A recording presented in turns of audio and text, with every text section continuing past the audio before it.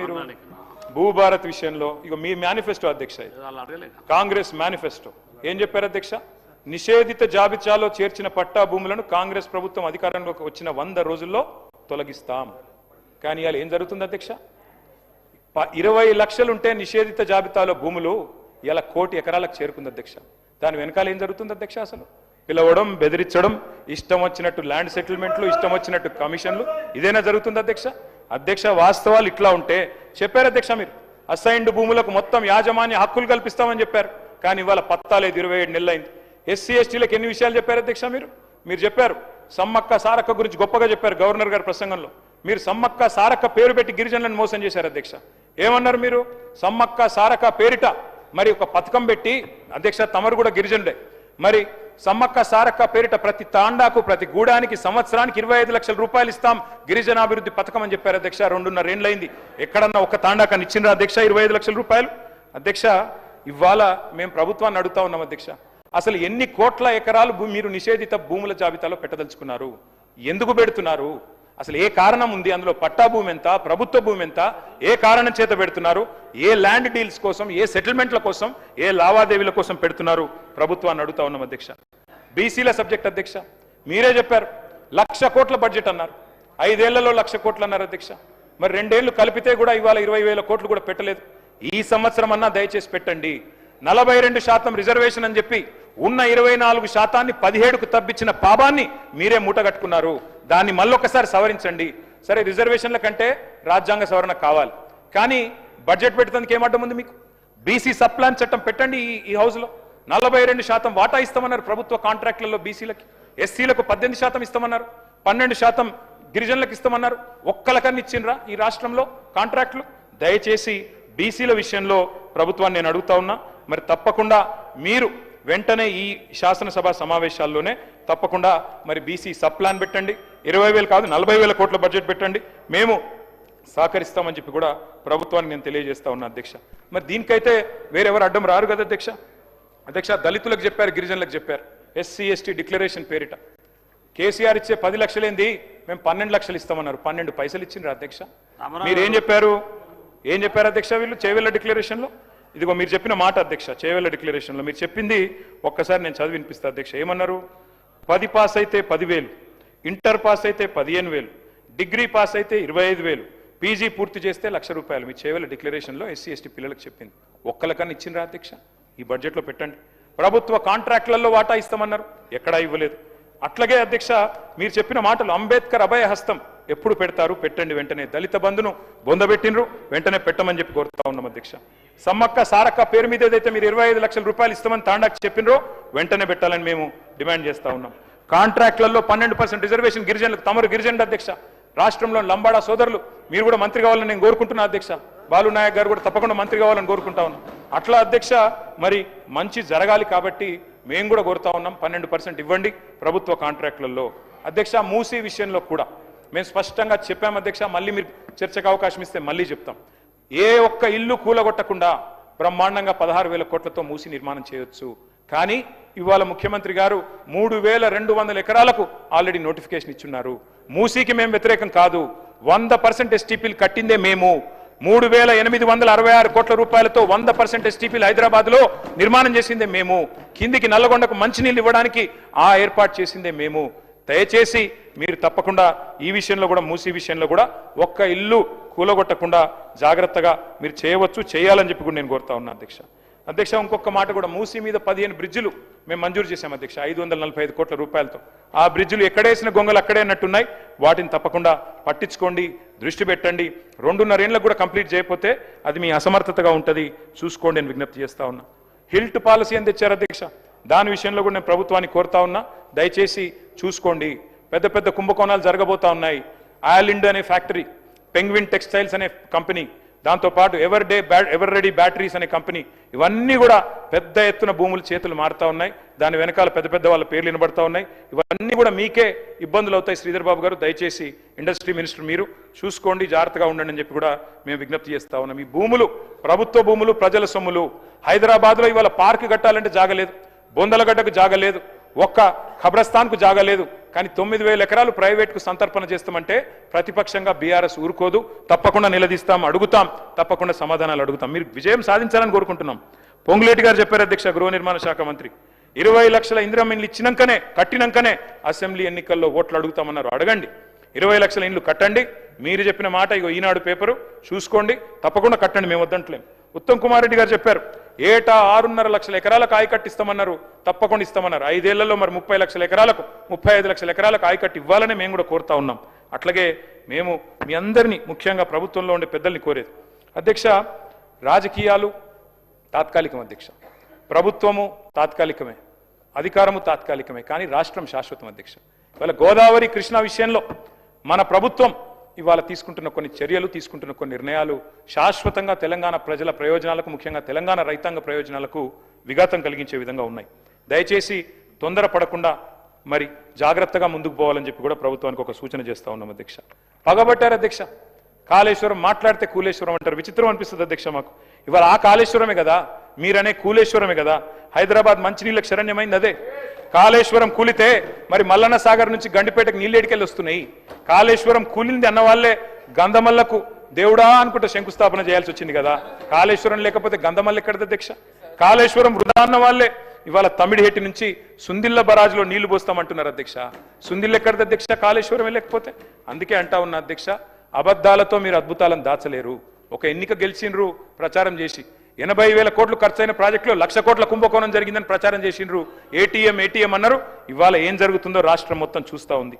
అందుకే అధ్యక్ష, ఎవరంతా ఏడ్చినా, ఎద్దేడ్చిన వ్యవసాయాన్ని బాగు చేసింది కాళేశ్వరమే. ఎవరిని శాపాలు పెట్టినా రైతన్నలకు వరం కాళేశ్వరమే. మీరు దాడి చేస్తుంది కేసీఆర్ గారి మీద కాదు, మీరు దాడి చేస్తున్నది తెలంగాణ జల హక్కుల మీద. వాటిని కాపాడండి. ఇవాళ పక్క రాష్ట్రం మరి ఇవాళ మన గోదావరి నీళ్ళ విషయంలో, కృష్ణా నీళ్ళ విషయంలో మనకు అన్యాయం జరిగే విధంగా వాళ్ళు కేంద్రంతో వాళ్ళకున్న సఖ్యత వల్ల వారు ప్రయత్నాలు చేస్తుంటే దాన్ని అడ్డుకోవాల్సింది మన రాష్ట్రమే. గోదావరి జలాల విషయంలో ముఖ్యంగా నేను చెప్పేది ఒకటే ఒక మాట అధ్యక్ష, ఎక్కువ చెప్పను. ఒకటే ఒక్కటి అధ్యక్ష, కాళేశ్వరం కట్టినా, సీతారామ కట్టినా, సమక్క సాగర్ కట్టినా ఇవన్నిటికీ దేవుళ్ళ పేర్లు పెట్టినాం అధ్యక్ష. మేము మీలాగా మీ పార్టీ పెద్దల పేర్లు పెట్టుకోలేదు. మేము దేవుళ్ళ పేర్లు పెట్టాం. సరస్వతి, లక్ష్మి, పార్వతి బారాజులు కట్టినాం. మీ పార్టీ పెద్దల పేర్లు మేము పెట్టుకోలేదు, కాంగ్రెస్ నాయకుల పేర్లు పెట్టుకోలేదు అధ్యక్ష. మేము అధ్యక్ష ఒకటే ఒక్కటి మేము కాళేశ్వరం మీకు చెప్పేది, మీరు దయచేసి మేడిగడ్డ దగ్గర లిఫ్టింగ్ స్టార్ట్ చేయండి. 2.5 ఏళ్ళు అయింది. మా మీద తీర్చుకునే కసంతా తీర్చుకున్నారు. ఇప్పటికే కమిషన్ లేశారు, ఎంక్వైరీలు నడుస్తున్నాయి, కోర్టులో మ్యాటర్ ఉంది, అది నడుస్తూనే ఉంటుంది. కానీ రైతుల మీద, మా మీద కోపం రైతుల మీద చూపెట్టకండి. పాలమూరు ముద్దు బిడ్డ అని చెప్పుకుంటారు ముఖ్యమంత్రి గారు.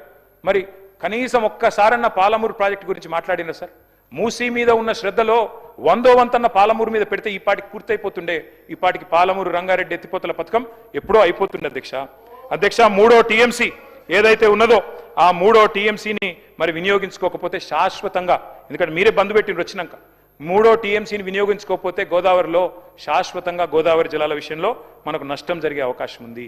మిగతా విషయాలు నేను ఎక్కువ పోను అధ్యక్ష. చివరగా ముగించే ముందు నేను 2 విషయాలు చెప్పి నేను ముగిస్తాను సార్. ఒకటి, కార్మికులు ఎదురు చూస్తూ ఉన్నారు సార్. ఆర్టీసీ కార్మికులు ఎప్పుడు అపాయింటెడ్ డే అవుతుంది, ఎప్పుడు ఇస్తారు? కేసీఆర్ గారి ప్రభుత్వం ఆల్రెడీ వారిని విలీనం చేసుకున్నది ప్రభుత్వంలో, ఆనాడే క్యాబినెట్లో నిర్ణయం తీసుకున్నాం. మీరు ఇవ్వాల్సింది కేవలం అపాయింటెడ్ డే. ఏనుగెళ్ళింది తోక చిక్కింది అన్నట్టు కేవలం మీరు అపాయింటెడ్ డే ఇస్తే వాళ్ళకు ప్రభుత్వ ఉద్యోగులతో సమానంగా స్కేల్ వస్తుంది. వెంటనే ఇవ్వాలని చెప్పి నేను కోరుతా ఉన్నా. ఇంకోటి విచిత్రమైన విషయం వినబడుతుంది అధ్యక్ష, అసలు ఆర్టీసీని నిర్వీర్యం చేసే ప్రయత్నం జరుగుతున్నదని. అద్దె బస్సుల ద్వారా భవిష్యత్తులో కండక్టర్లు, డ్రైవర్లు లేకుండా మరి ఆటోమేషన్ ద్వారా నడపాలనేది ప్రయత్నం కూడా జరుగుతుందని వినబడతా ఉంది. దయచేసి దాని విషయంలో కూడా ప్రభుత్వం ఆలోచించాలని కోరుతా ఉన్నాం. కేంద్ర ప్రభుత్వం ఈ మధ్యన విచక్షణారహితంగా కొత్త లేబర్ కోడ్స్ తీసుకొచ్చింది 4. ఆ 4 లేబర్ కోడ్స్ వల్ల కార్మికులు ఆందోళనలో ఉన్నారు. ఆ ఆందోళన దయచేసి మనం రాష్ట్రంలోనన్నా ఆ లేబర్ కోడ్స్ విషయంలో తప్పకుండా ఒక నిర్ణయం తీసుకుని గట్టిగా ఈ రాష్ట్ర శాసనసభ నుంచి అందరం కూడా కలిసికట్టుగా ఏకోన్ముఖంగా తీర్మానం చేసి వీటిని మేము తిరస్కరిస్తున్నాం, మేము అమలు చేయం మా తెలంగాణ రాష్ట్రంలో అని చెప్పాలి అని చెప్పి రాష్ట్రంలోని కార్మికుల తరపున నేను విజ్ఞప్తి చేస్తా ఉన్నాను అధ్యక్ష. ఇక సింగరేణి విషయం మీకు తెలుసు అధ్యక్ష, ఈ మధ్యన పెద్ద పెద్ద కుంభకోణాలే బయటపడతా ఉన్నాయి అధ్యక్ష. చాలా సృజనాత్మకమైన లీలలు జరుగుతున్నాయి అధ్యక్ష. అక్కడ చాలా చక్కటి లీలలు జరుగుతూ ఉన్నాయి. కాబట్టి మరి భట్టి గారు మొన్ననే 9E అనే టెండర్ను రద్దు చేశారు. సింగరేణిని కాపాడండి అధ్యక్ష. ఎందుకంటే సింగరేణి సంస్థ మరి నల్ల సూర్యులు ఎవరైతే ఉన్నారో మా కార్మిక సోదరులు తెలంగాణ ఉద్యమంలో కూడా మనతో కలిసి వచ్చిన వారు, దయచేసి వారిని కాపాడండి. అక్కడ సైట్ విజిటేషన్ సర్టిఫికేట్ పేరిట జరుగుతున్న భాగోతాలన్నీ మేము బయటపెట్టాం. కొన్ని సవరించుకున్నట్టున్నారు మరి ఒకటి 9 రద్దు చేశారు కానీ మిగతా టెండర్లు రద్దు చేయలేదు. మిగతా వాటిని కూడా రద్దు చేయాలి.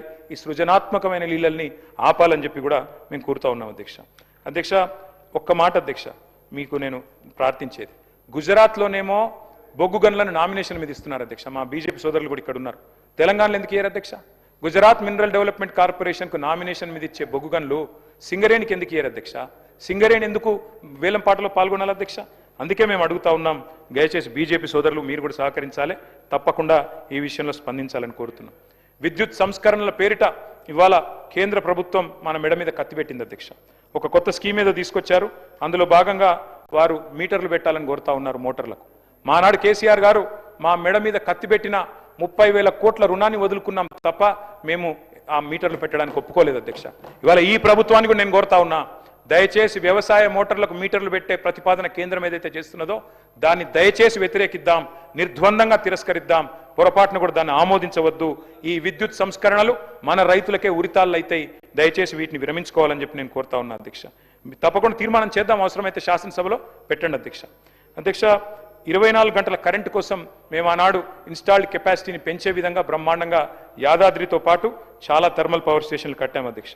ఈరోజు మరి అధికారంలోకి వస్తే యాదాద్రి రద్దు చేస్తామన్నారు. కానీ ఈరోజు మళ్ళీ కొత్తగా మీరు థర్మల్ ప్లాంట్లు 50,000 కోట్లతో కడతామని చెప్పి ప్రతిపాదన తీసుకొచ్చారు. మీరే చెప్పారు కొత్త ఎనర్జీ పాలసీలో గ్రీన్ ఎనర్జీని ప్రోత్సహిద్దాం, మనకు థర్మల్ వద్దు అని. మరి మళ్ళీ ఎందుకు థర్మల్కి పోతున్నారు? అందులో ఒక్కొక్క మెగావాట్కు 14 కోట్ల అధ్యక్ష. 14 కోట్ల అంచనా వ్యయంతో ఒక్కొక్క మెగావాట్ ఎందుకు ప్రజల సొమ్మును మళ్ళీ ఒకసారి ఖర్చు పెట్టబోతున్నారు చెప్పాలని చెప్పి నేను కోరుతా ఉన్నా. జస్ట్ రెఫరెన్స్ కోసం శ్రీధర్ బాబు గారు, యాదాద్రి ప్లాంటు మెగావాట్ ఖర్చు 8.63 కోట్లు. ఎన్టీపీసీ రామగుండం మెగావాట్ ఖర్చు 12.23. ఇలా ఎంటీపీసీ వాళ్ళు ఎంబడబడుతున్నారు, మేము కట్టిస్తాం కేంద్ర ప్రభుత్వ సొమ్ముతోనని. అట్లాంటప్పుడు మనం ఎందుకు కట్టాలి 3 ప్రత్యేకంగా? మనం ఎందుకు థర్మల్కి పోవాలి? ఒకవైపు ప్రపంచమంతా నేను గవర్నర్ అడ్రస్లో మీరు చెప్పారు నెట్ జీరో స్టేట్ అని. నెట్ జీరో అంటే ఈ కార్బన్ ఎమిషన్స్ తగ్గాలి. కార్బన్ ఎమిషన్స్ తగ్గాలి అంటే కొత్త థర్మల్ పవర్ ప్రాజెక్టులు మీరు తీసుకోకూడదు. దయచేసి మిమ్మల్ని కోరుతా ఉన్నాం, ఎన్టీపీసీ బతిమలాడుతోంది. కరెంట్ అవసరం అనుకుంటే, డేటా సెంటర్లు వస్తున్నాయి అనుకుంటే తప్పకుండా కట్టండి. కానీ హైడల్ ఎనర్జీ, గ్రీన్ ఎనర్జీని ప్రోత్సహించండి, థర్మల్ పెట్టకండి. ఇది కూడా మళ్ళీ ఒక కుంభకోణమయ్యే ఆస్కారం కనబడుతున్నది. ఆర్టీసీ కానీ, సింగరేణి కానీ, విద్యుత్ సంస్థ జెన్కో కానీ వీటిని కాపాడుకుందామని చెప్పి నేను విజ్ఞప్తి చేస్తా ఉన్నా. నిన్న ప్రజారోగ్యం గురించి చెప్పారు, టిమ్స్ గురించి చెప్పారు. టిమ్స్ మేము తెచ్చిందే మేము. టిమ్స్ సనత్ నగర్ కట్టింది మేము, టిమ్స్ ప్రారంభించింది ఎల్బీ నగర్లో మేము, టిమ్స్ అల్వాల్లో ప్రారంభించింది మేము. కానీ ఎప్పుడో పూర్తి కావాల్సింది ఇంకా కూడా స్లోగా పోతా ఉన్నాయి. అట్లాగే నిమ్స్ ఎక్స్పాన్షన్ 2,000 పడకలు కూడా మా హరీష్ రావు గారి నాయకత్వంలో ఆ రోజు పెద్దలు కేసీఆర్ గారి ఆశీర్వాదంతో వాటిని కూడా మేము చేసినాం అధ్యక్ష. బస్తీ దవాఖానాలలో ఇవాళ సుస్థి చేసే పరిస్థితి అధ్యక్ష. అక్కడ మందులు లేవు, డాక్టర్లకు జీతాలు లేవు, బస్తీ దవాఖానాలకే సుస్థి అయింది అధ్యక్ష. దాన్ని కూడా చూసుకోమని చెప్పి కూడా నేను కోరుతా ఉన్నాను అధ్యక్ష. మరి మా హయాంలోనేమో బ్రహ్మాండంగా మరి ఆనాడు ఈజ్ ఆఫ్ డూయింగ్ బిజినెస్ ఉండే అధ్యక్ష. ఇక ఈరోజు ఆ పరిస్థితి లేదు అధ్యక్ష. చాలా విచిత్రమైన పరిస్థితి అధ్యక్ష.